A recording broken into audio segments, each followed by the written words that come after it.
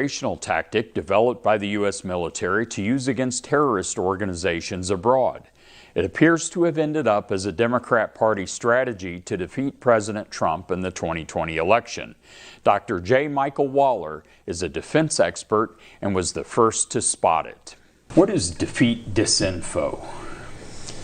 Defeat Disinfo was an entity run in the spring and summer of 2020 by military people, former military people, supportive of Joe Biden, and it was designed to enhance a disinformation narrative about Russian collusion and all these other things that have been disproven.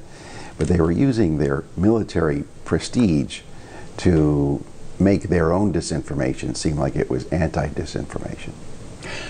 Using their own disinformation to wrapped in a cloak of this is anti-disinformation. Right. To confuse the public, to get people angry, to make people fearful, to energize a base that for Biden that really wasn't there because he was so bland and out of touch that there was very little enthusiasm.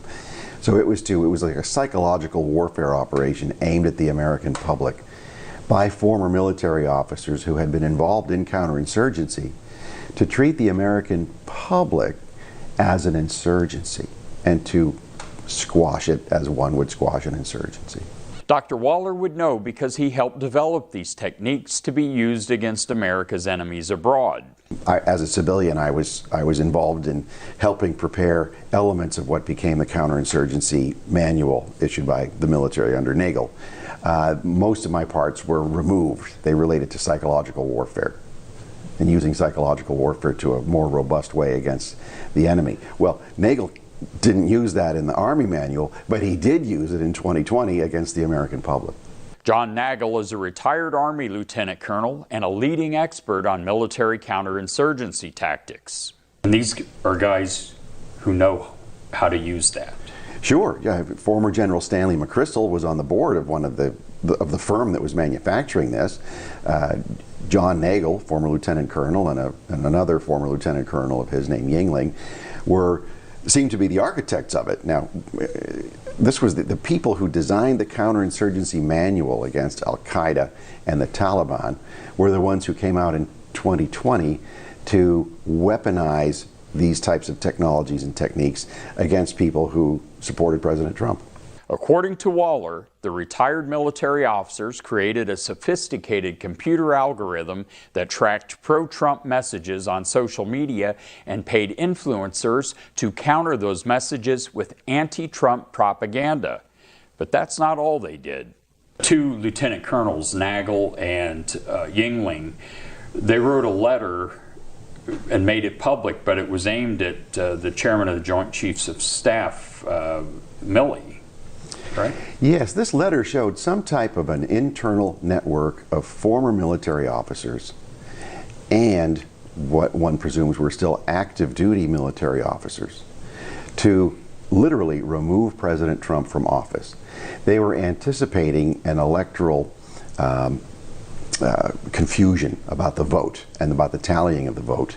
They were predicting that perhaps President Trump would not leave office because there was no real tally of a real vote. Now, this is in July and August of 2020. This was way before the November crisis about accuracy of the counting of votes and all these other problems with the tallying.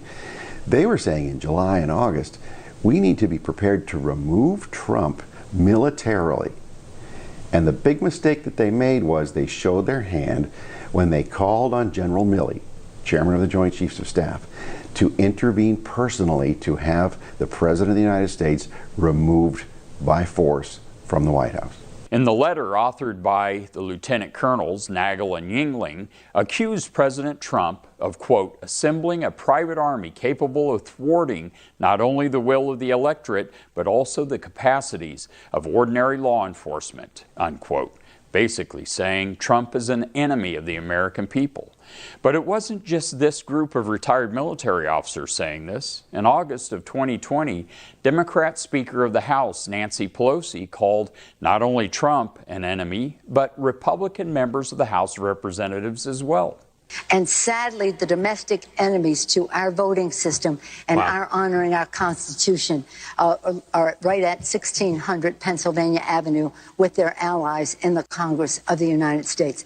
What would they say now, do you think? Do you see evidence that this is that it ended after the election, or do you think it's still there's still this ongoing operation taking place?